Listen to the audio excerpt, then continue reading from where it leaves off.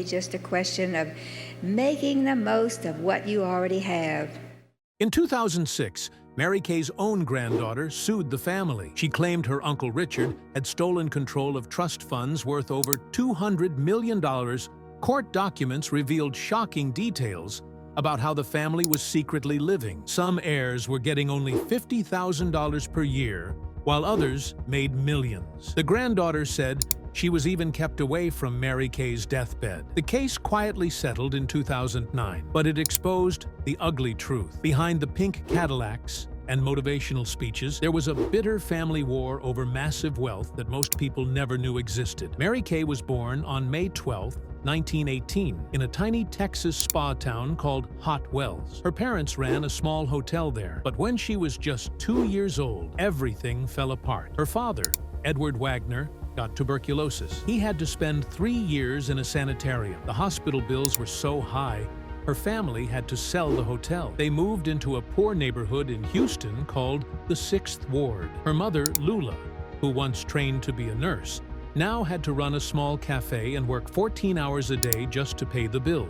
Her father was now permanently bedridden, and Mary Kay, at only 4 years old, was suddenly the one who had to take care of him. While other children played, Mary Kay was cooking meals, cleaning the house, and helping her father sit up in bed. By the time she was 7, she was racing home from Dow Elementary every day to make dinner. Her mother wasn't there to help. She was still at work. Mary Kay had to grow up fast. She even took the streetcar alone to downtown Houston to buy groceries and clothes. She was just a little girl, but she learned how to convince shopkeepers that she had money and permission. This was where her gift for persuasion started. Her family was extremely poor. Until she was 10 years old, their house didn't even have running water. They had to use a well and an outdoor toilet. Mary Kay wore only handmade clothes. There was no money for anything new, but she didn't let it stop her. She became the top Girl Scout cookie seller in Houston. She even beat Dorothy Zapp, a wealthy classmate who had everything. The Zapp family was so impressed. They invited Mary Kay to their vacations and parties. It gave her a glimpse of what success could feel like. Her mother, Lula, had a saying. She always told Mary Kay over the phone, "You can do it." Those 4 words stayed with her forever. But there was a hidden sadness behind them.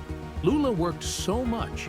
She wasn't there to tie her daughter's shoes or help with homework. She wasn't home to bake cookies. The phone was their only real connection. Mary Kay later admitted that her mother probably said, "You can do it," so often because she wasn't sure Mary Kay really could. That doubt planted something deep in her. It made her determined to prove herself, no matter what. At Reagan High School, Mary Kay faced cruel bullying. Other students mocked her for being poor, but she still graduated valedictorian in 1934 at just 16 years old. She finished high school a year early. She won awards for typing and debate, and she was ranked the 2nd best high school speaker in Texas. She sold more event tickets than anyone in school. Her dream was to become a doctor. She enrolled in pre-med classes at the University of Houston in 1942, even pretending to be single because married women weren't allowed in certain programs. But medical school was a 10-year journey, and she had children to feed. When a test showed she was better at sales than science, she gave up her dream. Mary Kay's teenage years were filled with fear and stress. She got straight A's and joined clubs, but she also had to deal with the dangers young women face in unsafe environments. These experiences would later lead her to start a foundation that helped women escape violence. She knew what it was like to feel unsafe and unheard. On July 20th, 1934, Mary Kay made a quick decision. At only 17 years old, she married Ben Rogers, a 20-year-old gas station worker who sang on local radio. She was still in high school. It wasn't a romantic choice. It was survival during the Great Depression. They were so broke, they had to live with her parents at 2111 Kane Street. By 1940, Ben was working as a collector at a clothing store. Their lives were hard, and things only got harder. 5 days after her 17th birthday, on May 17, 1935, Mary Kay gave birth to her daughter, Marilyn. That meant she had been pregnant at 16. She babysat for just 50 cents a day, walking miles in the hot sun to earn a few coins. She was a teenager with a newborn and no real help. Postpartum depression wasn't something people talked about back then, but she felt it deeply. She struggled in silence, doing everything she could to survive. Her marriage didn't last. By 1938, Ben Rogers was drinking heavily and cheating. They had 3 kids together: Marilyn in 1935, Ben Jr. in 1937, and Richard in 1939. When World War II started, Ben didn't join the Army until January 19, 1944. Mary Kay had already filed for divorce while he was still overseas. When he came back, he asked for a divorce himself. After all the years she held the family together, he walked away. She was now a single mother of 3 kids in the 1940s, a time when divorced women were judged harshly. She turned to door-to-door sales. She sold child psychology books while walking in Houston's brutal heat, facing a rejection rate of 90%. People didn't want to buy from her. Some shut the door just because she was a woman. She later joined Stanley Home Products, where women were treated unfairly. She earned less than the men she trained. They got better sales areas and promotions. She had to keep walking door to door in 100-degree heat just to scrape by. But this struggle taught her what kind of company she wanted to build one day, a place where women would be respected and rewarded. In the 1950s, being a single mother was still considered shameful. People looked down on her for working while raising children. For 25 years,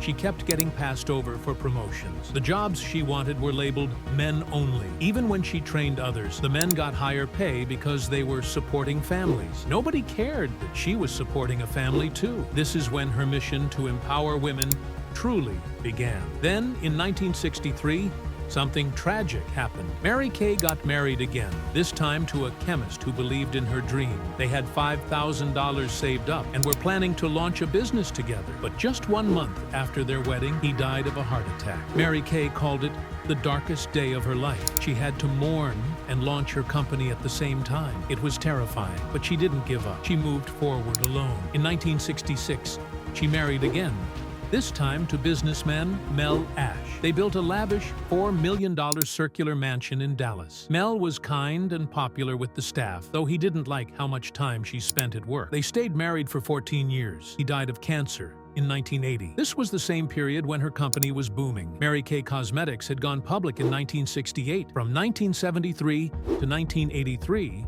the stock price rose by 670%, but she had to grieve again while running a massive business. Her intense drive came with a price. After her second husband died, she asked her 20-year-old son Richard to help run the company. He became president and CEO. All 3 of her kids worked for the company at some point, but only Richard stayed long-term. He later said it was hard having a mom who was always traveling for work. She missed school events and family milestones. Working with her meant constantly feeling pressure, but he did it anyway because he believed in what she built. Mary Kay was just 21 in 1939.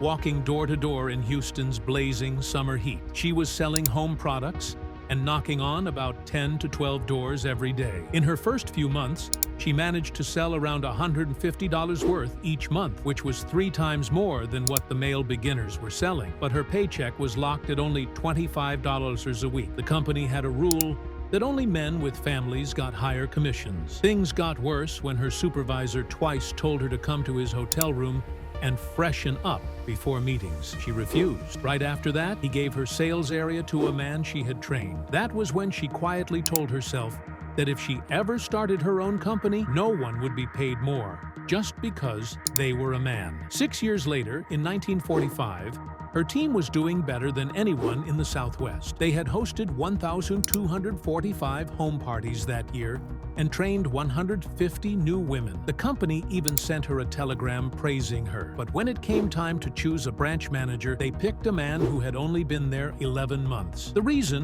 was short and brutal. They told her, "Women don't manage men here." That was the moment she started copying every guidebook and pay chart she could find. She saved them like seeds for something she was going to grow one day. In 1952, she was invited on stage at a big sales rally in Dallas. There were 900 people watching, but just before she could speak, a company vice president grabbed the microphone and said, "Let's save time. She's just a housewife who likes to talk." The crowd laughed. Mary Kay walked off the stage crying, but that night, alone in her hotel room, she made 2 lists. One had 23 things she would change about how a company should treat people. The other had 6 things she would keep. Every item on those lists made it into her company handbook 11 years later. In the early 1950s, she came up with a clever new idea. She started sending out mystery invitations to parties. The guests wouldn't know who the hostess was until they arrived. That one trick made her party sales jump from $80 to $240 each time. Her team's total sales tripled in just 6 months. But when the company rewarded people, the cash bonuses only went to male managers. Mary Kay got a paper certificate with no money behind it. That moment stayed with her. She decided that in her own business, rewards would always be clear and cashable. By 1963, she had spent 25 years in direct sales. She was 45 years old and a grandmother. But again, a younger man, just 26, got promoted to regional director with double her salary. The reason they gave was that she was too old to develop new territories. On March 6, 1963, she resigned. She had $5,000 in savings. Sitting at her kitchen table, she took out all her old notes, the ones she'd kept since 1939, and turned them into a 31-page business plan. Just 6 months later, she opened a tiny company called Beauty by Mary Kay with 9 women. That first year, they made $198,000 in sales. Her pink empire was born out of frustration, age bias, and years of unfairness. Back in 1955, she was named Stanley's Queen of Sales after selling more than $25,000 worth of products in a single year. That's about $290,000 today. She got jewelry, a cruise, and merchandise that could have bought a new Cadillac, but not the actual car. Then she saw her bonus statement. The company had changed the rules. Only household heads got full bonuses, which meant only men. Her pay was cut by 30%. About $1,200 that year. A man she outsold got the money instead. That's when she started dreaming of a company with fair pay for women. In January 1959, she joined World Gift Company as National Sales Director. She changed everything. She brought in colored cards to track leads and weekend contests to boost energy. Sales went from $320,000 to more than $1 million in just 11 months. Her team brought in 68% of the company's income. But when it came time to name a vice president in 1960, they chose a man she had trained just 8 months before. One director told her the real reason: he can talk business golf on the back nine. She walked out that day, never wanting to see a man climb a ladder she had built. On March 8, 1962, which was International Women's Day, she showed company leaders the proof. She was earning $24,000 a year, but a man doing less than her was making twice that. The board said she was a long-term liability because she was a woman. They cut her title and slashed her pay to $12,000. The memo said it was because women weren't suited for travel. She kept that memo and used it in speeches later, saying that paper cuts like that can make you bleed into something greater. Even after that, she didn't give up. In 1962, she began holding success seminars just for women. She trained 537 of them using a detailed 30-page script. It worked. Their average sales jumped from $18 to $42. But then, male execs secretly gave her materials to a rival company, which copied the entire seminar. When she complained, her boss just said, "Competitive intelligence is a man's game." That betrayal made her even more determined to build something where women's ideas were respected and protected. In June 1963, just 3 weeks after her husband George died of a heart attack, Mary Kay took out her full life savings, $5,000, which would be about $51,000 today. Friends begged her to keep some money aside, but she didn't. She said if she was going to do this, she had to go all in. Her store opened on September 13, 1963, exactly 30 days after her husband's funeral. That date is still celebrated by Mary Kay consultants around the world. At first, her son Richard was mixing skincare formulas in their kitchen using a hand mixer. After a few days, customers started getting red rashes. Panicked, she called the FDA. They told her the preservative was too weak. Richard stayed up for 3 nights straight, changing the formula. They fixed the issue just in time because no products had shipped yet. That's why Mary Kay always made sure their formulas were dermatologist tested from that point forward. When she needed a $10,000 loan in August, 1963, she went to 5 banks. One banker laughed and said her business plan looked like a pink pyramid scheme and told her to bring a man next time. No one approved the loan, so she started small, buying just 150 jars and teaching her team to collect money before reordering. That discipline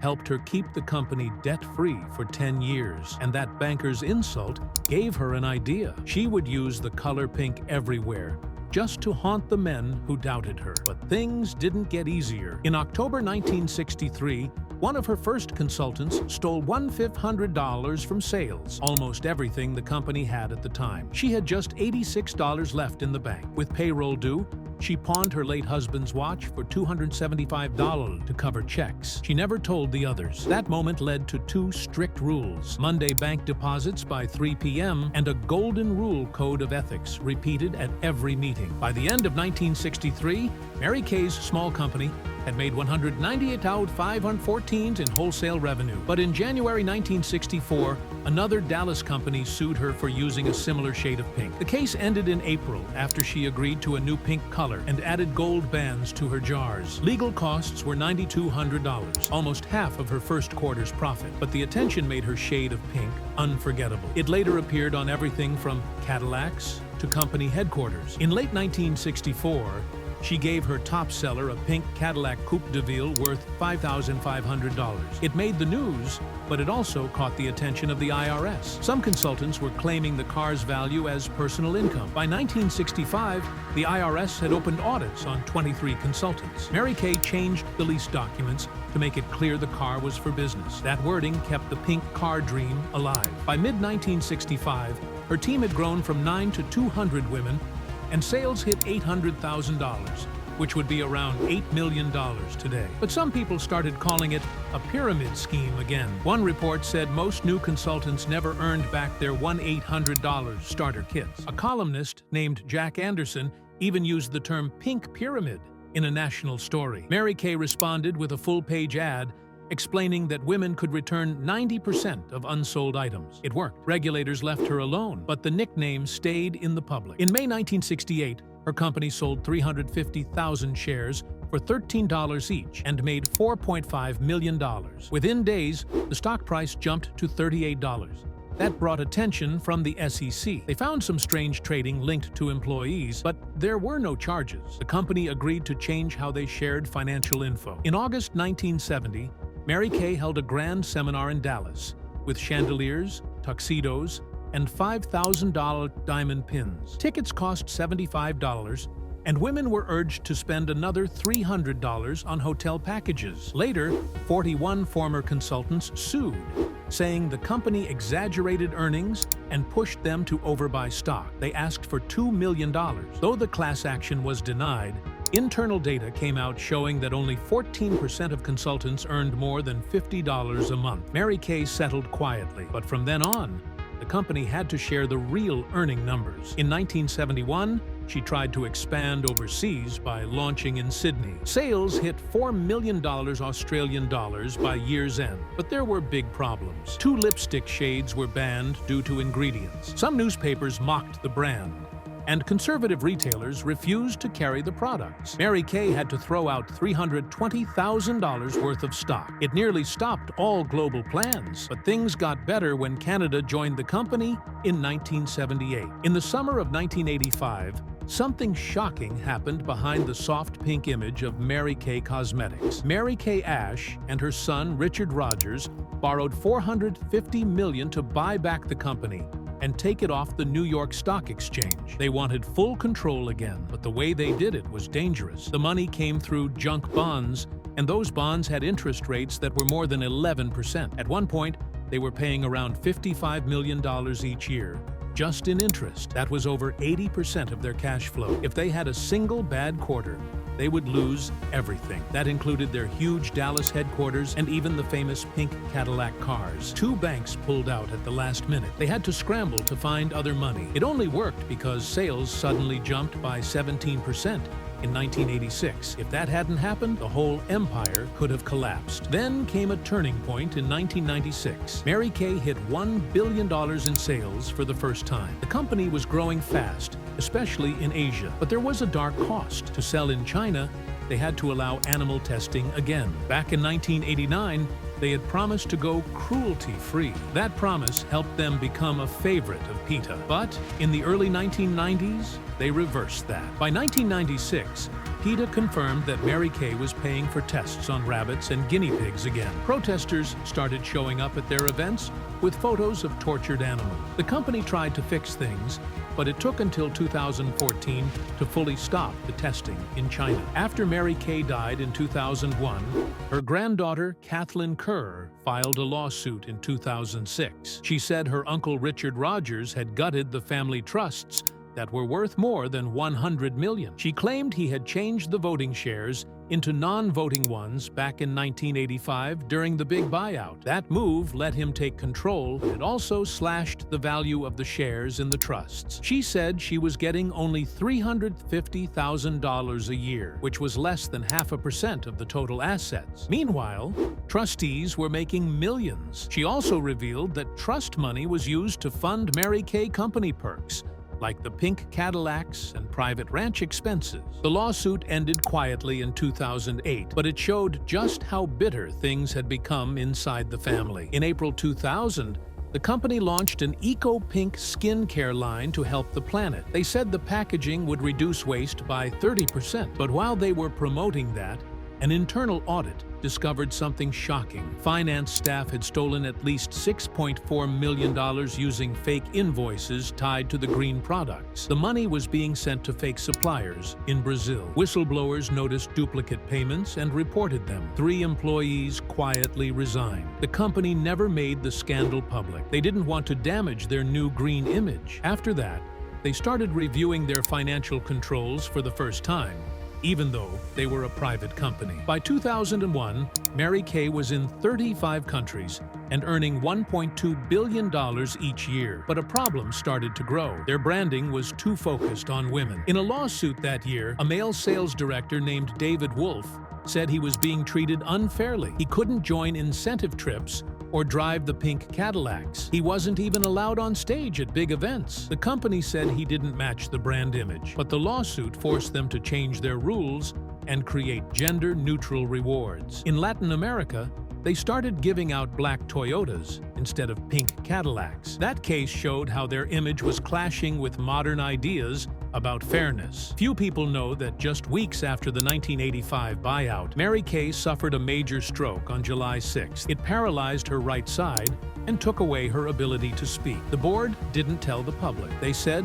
she was just tired. For 9 months, her son signed all the company papers while she went through therapy. Her doctors had to teach her how to speak again, starting with baby words. She used a service elevator at company events, so no one would see her in a wheelchair. Only 10 to 15% of people recover from such strokes, but she surprised everyone. In 1986, she walked on stage with a pink cane and said, "I've missed an appointment with destiny, but not the company." In 1994, after an emergency hysterectomy for uterine tumors, Mary Kay created her charitable foundation in January 1996. She promised $15 million over 15 years to help fight women's cancer, but even that turned into a fight. Her brother-in-law said she had promised some of that money for scholarships. He filed a petition in court asking for 20% of the funds to go to education instead. The legal fight delayed the foundation's grants. In 1997, only 6 research centers got money, and it was just $500,000 instead of the full $1 million.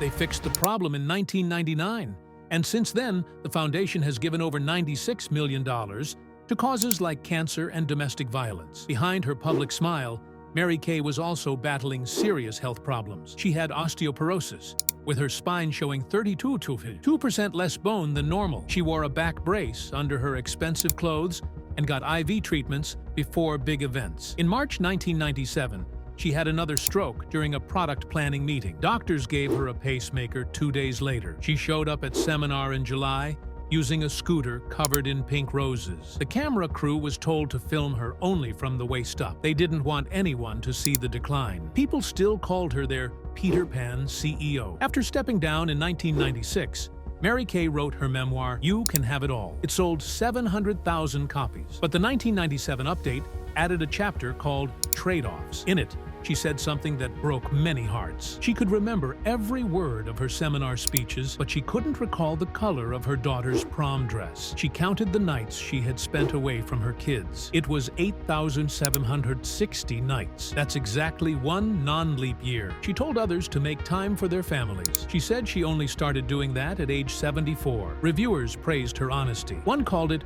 a rare mea culpa from a corporate icon. In her final years, from 1998 to 2001, Mary Kay mostly stayed inside her pink mansion at 8915 Douglas Avenue. The house had pink marble, gold swan faucets, and a chandelier shaped like a lipstick tube. After a hip fracture in 1999, she added an elevator and held company meetings in her ballroom. But the halls grew quiet. Staff members left. Security logs showed she went from having 19 visitors a day in 1996 to just 4 in late 2000. Her grandchildren visited on Sundays. They raced wheelchairs down the marble hall. That brought her joy. But she battled depression. She died on November 22, 2001, at the age of 83. Her estate was worth about $98 million. It included a 15,000 square foot mansion, 2 private jets, and shares in the company. Then, just like before, a lawsuit followed. Her granddaughter sued again in 2006, saying her uncle had taken control of the voting shares